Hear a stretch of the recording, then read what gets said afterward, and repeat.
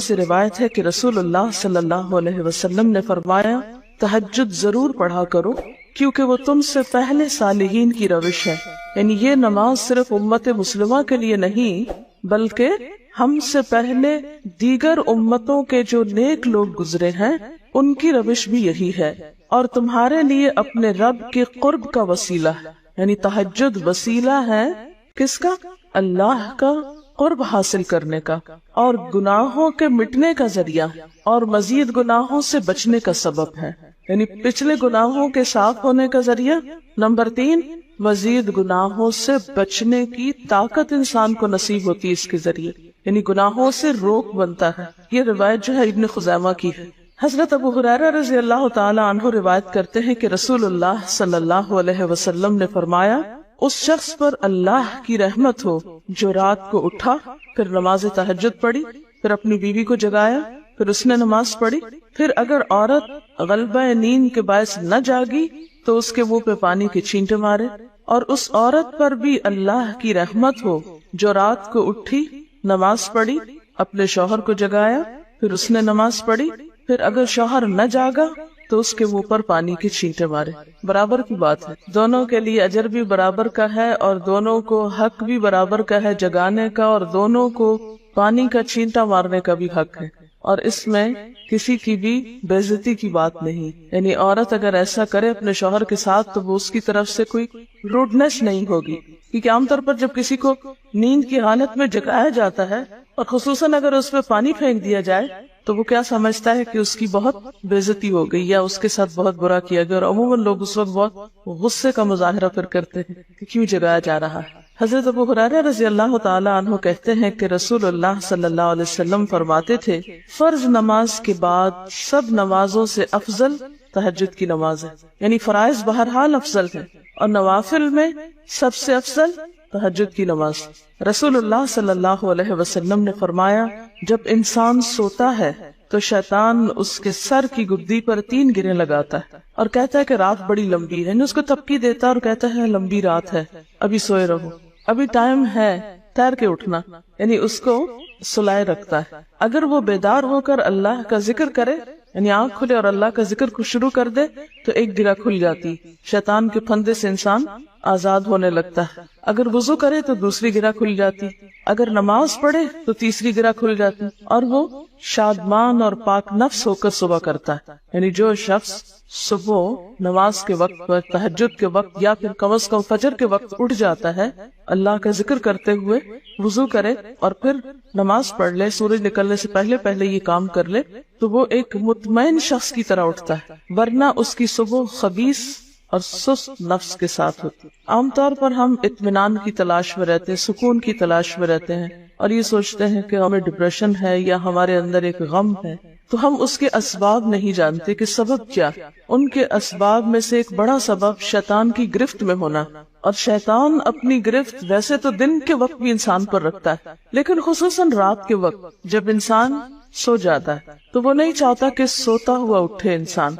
और अगर इंसान हिम्मत करके उठ जाता है, जिक्र करता है, वुजू करता है और नमाज पढ़ लेता है, तो यहीं से इत्मीनान क़ल्ब का आगाज हो जाता है, उसकी तसल्ली हो जाती। रसूलुल्लाह सल्लल्लाहु अलैहि वसल्लम ने फरमाया, अल्लाह ताला हर रात आसमान दुनिया पर नज़ूल फरमाते हैं, यानी जमीन से सबसे करीबी आसमान पर। जब 1/3 रात बाकी रह जाती है तो फरमाते हैं, है कोई जो मुझे पुकारे? उस वक्त अल्लाह ताला बंदों को पुकारते हैं, है कोई जो मुझे पुकारे, मैं उसकी दुआ कबूल करूं? है कोई जो मुझसे मांगे, मैं उसको दूं? है कोई जो मुझसे बख्शिश तलब करे तो मैं उसको बख्श दूं?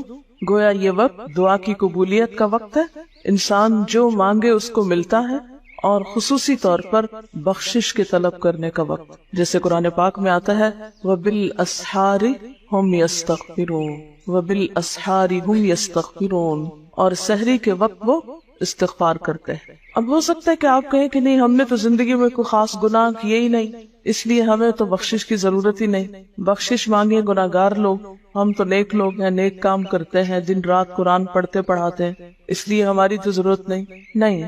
नबी सल्लल्लाहु अलैहि वसल्लम जिनके अगले पिछले सब कसूर माफ कर दिए गए थे, وہ اتنا لمبا قیام کرتے تھے کہ ان کے قدم مبارک سوج جاتے تھے۔ حضرت مغیرہ فرماتے ہیں رسول اللہ صلی اللہ علیہ وسلم نے اتنا لمبا قیام کیا رات کو کہ آپ کے پاؤں سوج گئے۔ آپ سے سوال کیا گیا کہ آپ اتنی مشقت کیوں کرتے ہیں، اپنے آپ کو اتنا کیوں تھکاتے ہیں، حالانکہ آپ کے تو سارے گناہ معاف کر دیے گئے۔ آپ نے فرمایا کیا میں اللہ کا شکر گزار بندہ نہ بنوں، یعنی صرف گناہوں کی بخشش ہی نہیں بلکہ نعمتوں پر شکر بھی واجب۔ جہاں ایک طرف گناہوں کی بخشش انسان کے لیے اللہ کے قرب کے راستے ہموار کرتی ہے، وہاں اللہ تعالیٰ کا شکر ادا کرنا بندے کو اللہ کا قرب عطا کرتا ہے۔ اچھا، اب پہلی سنت میں آپ کو بتاؤں گی کہ اگر آپ تہجد کے وقت اٹھے ہیں تو سب سے پہلے آپ کیا پڑھیں گے۔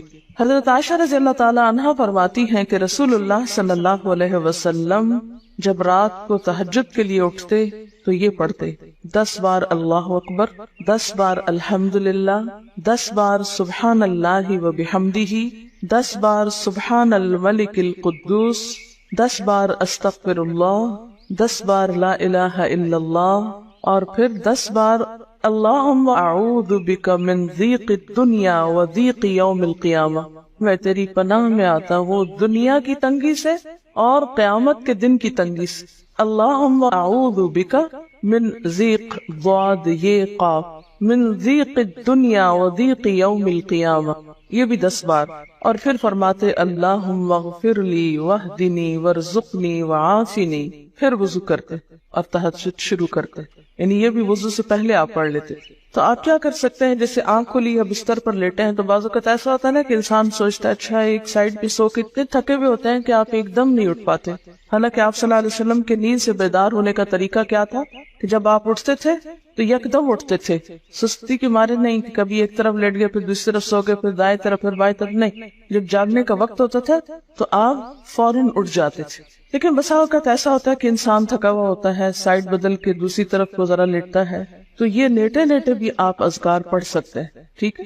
اور یہ سب آپ کو آتے ہی ہوں گے سوائے ایک وہ ذکر کے اللہم اعوذ بک من ضیق الدنیا و ضیق یوم القیامہ، اور ترتیب آپ یاد کر لیں اپنے بیڈ سائڈ ٹیبل پہ یا بیڈ پہ یا کہیں بھی، یہ نوٹس کسی پین کے ساتھ لکھ کے لگا دیں، چپکا دیں، اور جب یاد ہو جائے تو پھر اتار دیں، جب عادت بن جائے تو ہٹا دیں وہاں سے، ٹھیک ہے؟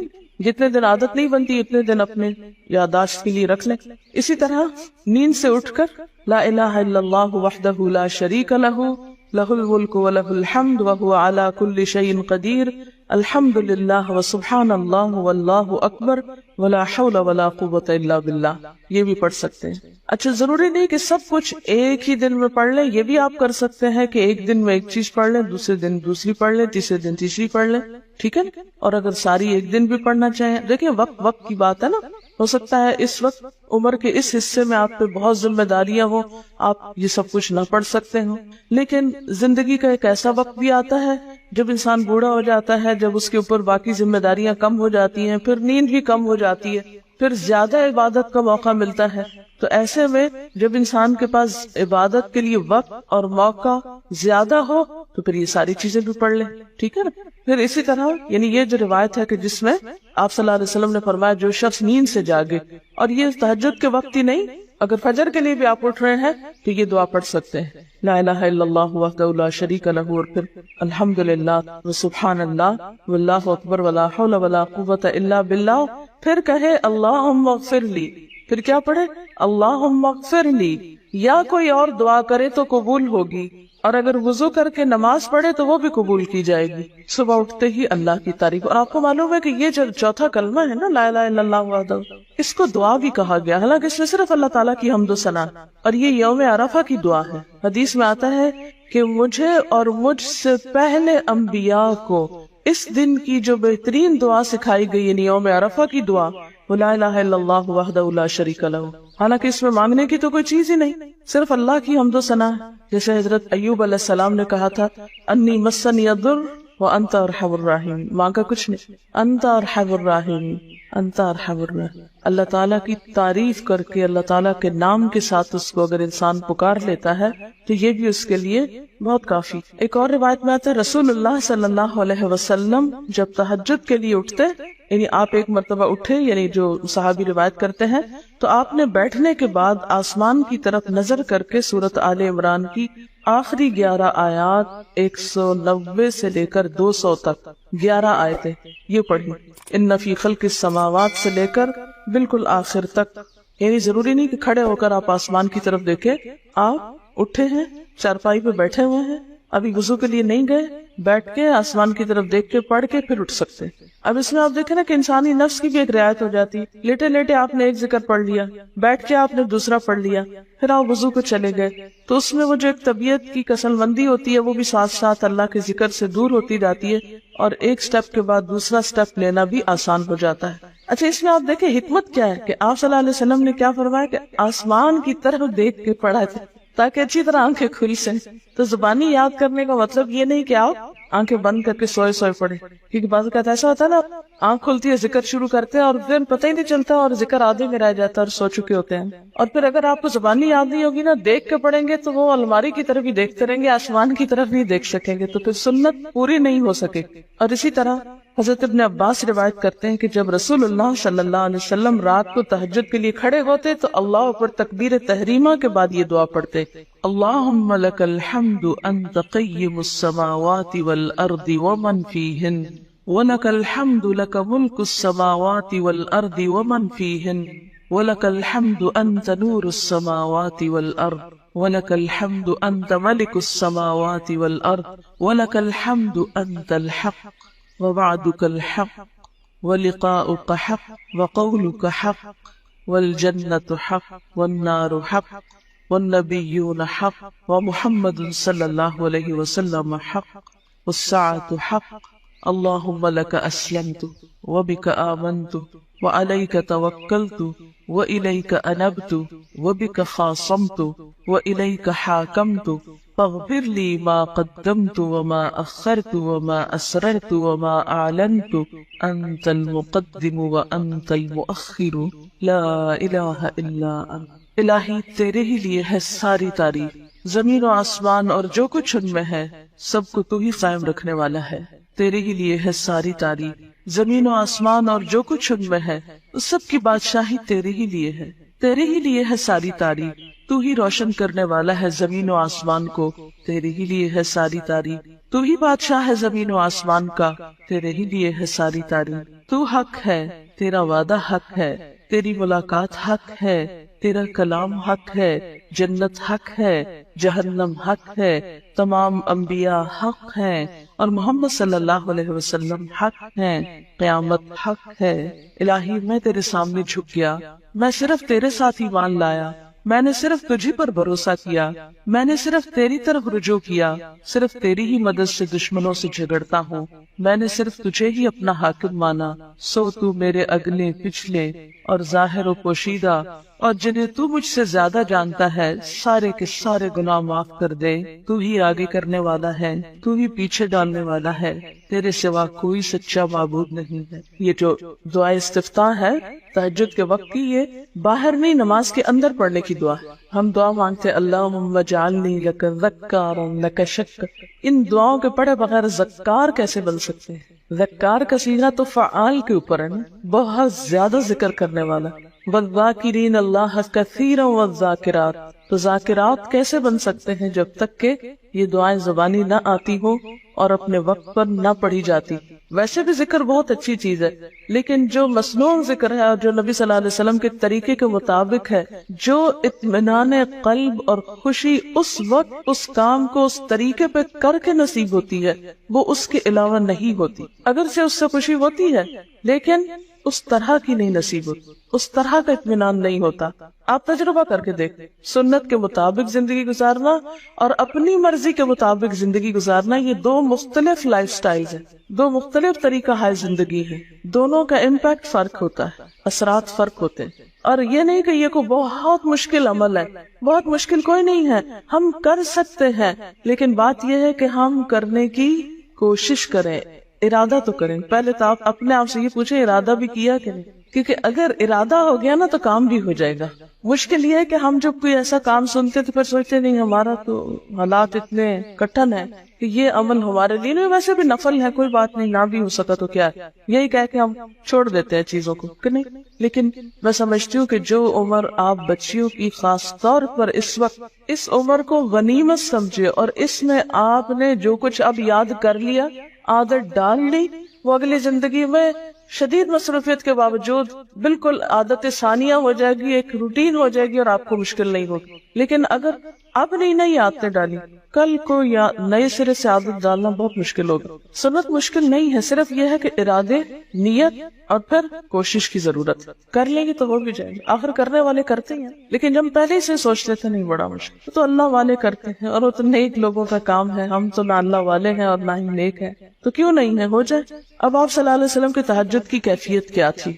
حضرت ابو ذر کہتے ہیں کہ رسول اللہ صلی اللہ علیہ وسلم نے تہجد میں اتنا قیام کیا کہ اس ایک آیت کو پڑھتے پڑھتے صبح کر دی. ایک آیت پڑھتے پڑھتے صبح کر دی. کون سی آیت تھی وہ؟ ان تعذبہم فانہم عبادک وان تغفر لہم فانک انت العزیز الحکیم. ایک آیت کو اتنی دفعہ پڑھا اور پڑھتے رہے اور پڑھتے رہے اور پڑھتے رہے, اسی میں صبح ہو گئی. تو طویل قیام جو ہے ضروری نہیں کہ وہ صرف کس وقت ہو, کوئی لمبی سورت پڑھ کے, چھوٹی سورت بھی ہو سکتی ہے لیکن روح کے ساتھ, شعور کے ساتھ اگر آپ دوہرا کے بھی پڑھے. مثال کے طور پہ آپ نے کوئی سورت یاد کر لی ہے اور آپ پڑھنے کھڑے ہوئے ہیں اور آپ کو صحیح طرح آتی نہیں ہے, یا آتی ہے تو اتنی تیز نہیں آتی, بہت رٹی ہوئی نہیں ہے, تو کوئی بات نہیں, ایک آیت کو 2 دفعہ 3 دفعہ بھی آپ اس کو پڑھ سکتے ہیں اور وہ اس طرح بھی پڑھ کے لمبا کر سکتے. یعنی طویل قیام صرف زیادہ قرات سے ہی نہیں, مختلف طریقوں سے ہو سکتا ہے. یہ آیت ہے سورۃ المائدہ کی 118 نمبر آیت. اگر تو انہیں عذاب دے تو وہ تیرے بندے ہیں, اور اگر تو انہیں معاف کر دے تو یقیناً تو غالب اور حکمت والا ہے. حضرت حذیفہ رضی اللہ تعالی عنہ نے نبی صلی اللہ علیہ وسلم کو تہجد پڑھتے دیکھا. وہ کہتے ہیں سورۃ فاتحہ کے بعد آپ نے سورۃ بقرہ پڑھی, پھر رکوع کیا. آپ کا رکوع آپ کے قیام کی مانند تھا. ہماری تو کمر نہ ٹوٹ جائے, کر کے تو ذرا دیکھیں. میں نے زندگی میں پہلی دفعہ رمضان میں طویل رکوع اور سجدے کا موقع ملا, اس سے پہلے تو اس طرح کا سچ پوچھے کانسیپٹ بھی کوئی نہیں تھا. کیونکہ بہت سی چیزیں جب ہم پڑھتے ہیں تو ہم کہتے ہیں ہاں یہ نبی صلی اللہ علیہ وسلم کے لیے ہے, یہ تو آپ کی شان ہے اور آپ کا مقام ہے. ہم تو عام کمزور بندے. اصل میں ہم کمزور کیوں ہیں؟ اس لیے کہ ہم نے اپنی انرجیز بیکار باتوں میں بہت لگا رکھی, بیکار غم پالے ہوئے ہیں, بیکار مشغلے ہیں, بیکار گفتگویں ہیں. انرجی تو لگتی ہے نا. آپ فضول کی باتیں سوچے تو کیا انرجی نہیں لگے گی؟ آپ لایانی چیزوں پہ کوڑنا شروع کر دیں, کیا انرجی نہیں لگے گی؟ لگے گی. تو پھر آپ کے پاس کوئی تعمیری مثبت کام کرنے کے لیے نہ وقت ہے نہ انرجی ہے. پھر اس وقت تک آپ خالی ہو چکے ہوتے ہیں. رات کو دیر تک آپ اگر فضول گپ شپ کرتے رہے تو صبح اٹھے گا کون, اور پھر صبح پڑھے گا کون, اور اگر پڑھے بھی تو کیا پڑھے اس. کبھی آپ نے سوچا کہ احادیث کی یہ جو کتابیں ہیں یہ ساری کی ساری صرف آپ کی گفتگو نہیں, آپ کے عمل کا بھی احاطہ کیے ہوئے ہیں, اور ٹوٹل آپ کی گفتگو یہی ہے. اور اگر ہم اپنی گفتگو کو دیکھیں اور ہماری باتوں کی کوئی کتاب تیار ہو, نبی صلی اللہ علیہ وسلم کی عظمت کو پہچانے, ہم اپنی گفتگو کا جائزہ لیں. اگر ہماری گفتگو بھی ریکارڈ ہو کر لوگوں کے پاس جانے لگے, لوگوں تک پہنچنے لگے, ہم عملی نمونہ کیوں نہیں لوگوں کے لیے؟ ہمیں دیکھ کر لوگوں کے عمل کیوں نہیں بدلتے؟ ہماری بات لوگوں پر اثر کیوں نہیں کرتی؟ کبھی سوچا ہم نے؟ صرف اپنی گفتگو کے آئینے میں ہی اپنے آپ کو پہچان لیں کہ ہم کہاں ہیں, کون ہیں, کہاں کھڑے, لوگوں کے بیچ میں کیا باتیں کرتے ہیں, لوگوں کے پیٹھ پیچھے کیا باتیں کرتے ہیں, کہاں کس حال میں کیا کر رہے ہوتے ہیں. ہر شخص اپنے آپ کو خود پہچان سکتا ہے. کیا واقعی ہم اس لائق ہیں کہ کوئی ہم سے کچھ سیکھے؟ صرف اپنے گفتگو کے آئینے میں خود کو پہچانے. بعض اوقات کتنا بیکار بولتے, کتنا بے مقصد بولتے, کتنا ضرورت سے زائد بولتے. اس کا یہ مطلب نہیں کہ مصنوعی خاموشی اپنے اوپر مسلط کر لیں, کیونکہ پھر ہم دوسری ایکسٹریم پہ نکل جاتے ہیں. لیکن بامقصد گفتگو کتنی ہے ہماری باتوں میں جو واقعی فائدہ مند, تو پھر ذرا روک بھی لیا کریں نا اپنے آپ کو.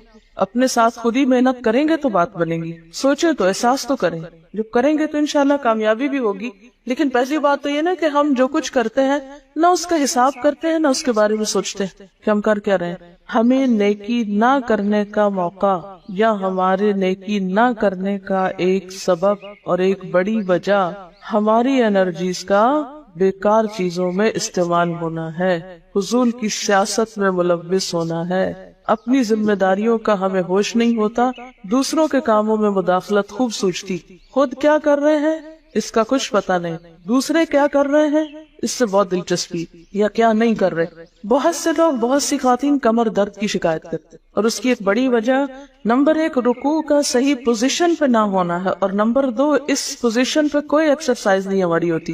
یہ بتا رہی ہے کہ کسی کی کمر میں درد تھا اور ٹھیک نہیں ہوتا تھا کسی چیز سے، تو ڈاکٹر نے ان کو یہ مشورہ کیا کہ طویل رکوع اور طویل سجدے کریں، بیسٹ ایکسرسائز ہے، کر کے تو دیکھیں۔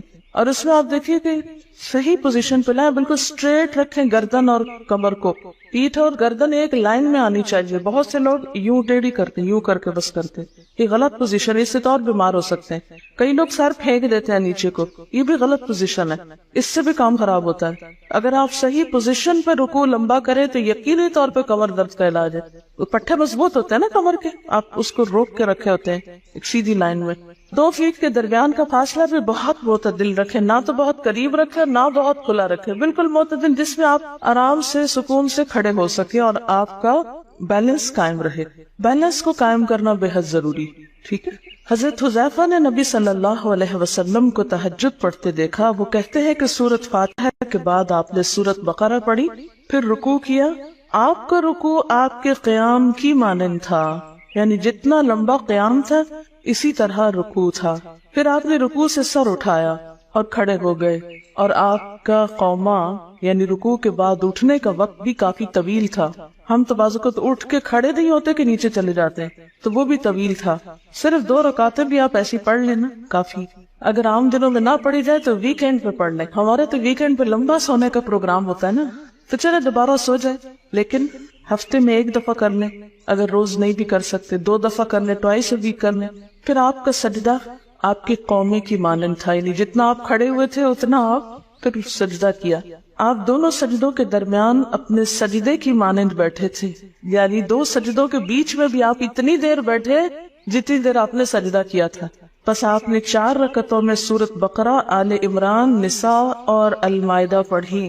ہمیں اگر خود نہیں بھی آتی اور کوئی پڑھانے والا اتنی لمبی 1 دفعہ بھی تراویح کوئی پڑھا دے یا کوئی نفل پڑھا دے تو ہم دوسری دفعہ اس کے پاس نہ پڑھیں۔ تقریباً 7.25 بارے بنتے ہیں، جس کو 1 منزل کہا جاتا ہے۔ ایک دن کے تہجد میں آپ نے اتنا پڑھا، اور یہ تو قرآن کی قرات تھی، لیکن بیچ کے وقفوں میں تسبیحات اور اللہ کی تعریف اور حمد و ثنا اور ذکر، یہ آپ پر بس تھا۔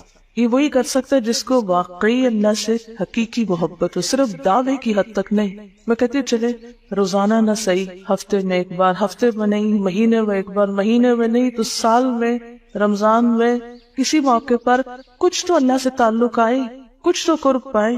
ہر شخص کے بس میں نہیں کہ ہر روز ایسی عبادت کرے، کیونکہ اللہ کے رسول صلی اللہ علیہ وسلم کا بہرحال مقام کچھ اور تھا، لیکن کچھ شوق، کچھ حسرت، کچھ تو دل میں ہونا ہی چاہیے، کوئی نیت، کوئی ارادہ، کوئی عزم، اور پھر اس کے لیے کوشش۔ تو وقت بچے گا کچھ آپ کے پاس فالتو باتوں کے، فضول چیزوں کے لیے، کچھ سوچنے کے، ٹینشن کے لیے بچے گا کچھ؟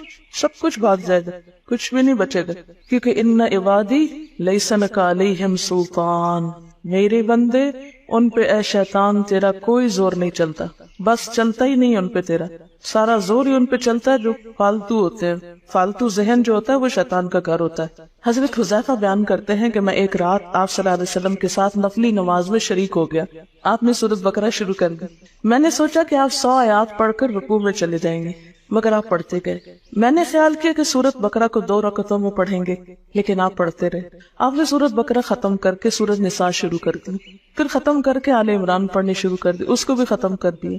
آپ نہایت آہستگی سے پڑھتے جاتے تھے، جب ایسی آیت تلاوت کرتے جس میں سبحان اللہ کہنے کا حکم ہوتا ہے، جیسے سبح بحمد رب جیسی مثال کے طور پر، تو سبحان اللہ کہتے۔ اگر کچھ مانگنے کا ذکر ہوتا تو سوال کرتے، اگر پناہ مانگنے کا ذکر ہوتا تو اعوذ باللہ پڑھتے۔ اس حدیث سے یہ بھی پتہ چلتا ہے کہ سورتوں کی ترتیب ضروری نہیں، کیونکہ آپ نے پہلے النساء پڑھی پھر آل عمران پڑھی. یہ جو ہر وقت لوگ پیچھا کیے رکھتے ہیں نا، بعض کا تو بہت ضد کرتے ہیں، آپ نے پہلی رکعت میں یہ پڑھائی تھی تو دوسرے میں یہ کیوں پڑھا دی. یہ تو سنت میں ملتا ہے کہ پہلی رکعت طویل ہے دوسری کے مقابلے میں، لیکن یہ لازم نہیں کہ جو پہلے میں پڑھے اس کے بعد آگے والی صورتوں میں سے پڑھے، پیچھے والی میں سے نہیں پڑھ سکتے. رسول اللہ صلی اللہ علیہ وسلم نے عبداللہ بن عمرو سے کہا، مجھے بتلایا گیا ہے کہ تم ساری رات نفل پڑھتے اور دن کو روزہ رکھتے ہو. اگر تم ایسا کرو گے تو تمہاری آنکھ کمزور اور طبیعت سست ہو جائے گی. یعنی ہر روز روزہ اور ہر رات جگراتا تمہاری جان اور تمہارے بال بچوں کا بھی تم پر حق ہے، اس لیے روزہ رکھو اور افطار بھی کرو اور رات کو قیام کرو اور سو بھی. یعنی ساری رات تہجد پڑھنا یا نفل پڑھنا پسندیدہ نہیں ہے، رات کو سونا بھی پسندیدہ ہے. ہمارے ہاں 27ویں رات کو پوری رات جاگنا لازم سمجھا جاتا ہے، تو نبی صلی اللہ علیہ وسلم سے کوئی رات بھی پوری کی پوری جاگنا ثابت نہیں، کیونکہ اگر انسان صرف جاگتا ہی جاگتا چلے تھے تو آسان ہوتا ہے، ایک دفعہ سو کے پھر اٹھنا جو ہے نا وہ اصل میں نفس کا امتحان ہوتا ہے، وہ مشکل ہوتا ہے. اسی طرح نبی صلی اللہ علیہ وسلم 3 دن سے کم میں قرآن مجید ختم کرنا پسند نہیں فرماتے تھے. آپ نے حضرت عبداللہ بن عمرو سے فرمایا کہ 1 ماہ میں پورا کر لو.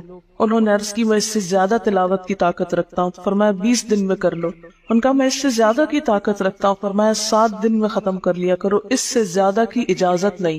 یعنی وہ ایک منزل کر کے. صحابہ کرام چونکہ اس زمانے میں مصحف اس طرح تھوڑے چھپے ہوئے تھے کہ کتابوں کی شکل میں ہوں، جو قرآن تھا لوگوں کے سینوں میں تھا، یاد کیے ہوئے تھے، اور وہ یاد کیا ہوا کہیں صبح کے وقت الگ بیٹھ کے نہیں پڑھا کرتے تھے. وہ کہاں پڑھتے تھے؟ تہجد میں نماز کے اندر پڑھا کرتے تھے. اب یہ تو ہم لوگوں کی مشکل ہوگی نا کہ ہمیں آتا کچھ نہیں زبانی، تو پھر ہم دیکھ کے پڑھتے ہیں تو نماز میں پھر وہ مشکل ہوتا ہے، تو الگ رکھ کے پھر اس کو پڑھ رہے ہوتے ہیں. ٹھیک ہے، لیکن زیادہ بہترین پڑھنا نماز کے اندر کا پڑھنا، اگرچہ دیکھ کے پڑھنے کی اس میں بھی اجازت ہے، لیکن ان کی چونکہ شدید حرص تھی حضرت عبداللہ بن عمرو کی، تو آپ نے ان کو 3 دن کی پھر اجازت دے دی تھی. اور آپ نے فرمایا کہ اس شخص کو قرآن کی کچھ سمجھ نہیں ہو سکتی جو 3 سے بھی کم دن میں قرآن پڑھے. نبی صلی اللہ علیہ وسلم نے فرمایا جو شخص رات کے نوافل میں 200 آیات تلاوت کرتا ہے وہ اطاعت گزار مخلص لوگوں میں شمار ہوتا ہے. انہو من عبادنا المخلصین، وہ آتا ہے نا قرآن پاک میں انبیاء کی صفت میں سے. تو جو شخص رات کو نماز میں یعنی نفل میں 200 آیات تک تلاوت کرتا ہے وہ اطاعت گزار مخلص بندوں میں شمار ہوتا ہے. اور سنن دارمی میں واضح طور پر آتا ہے کہ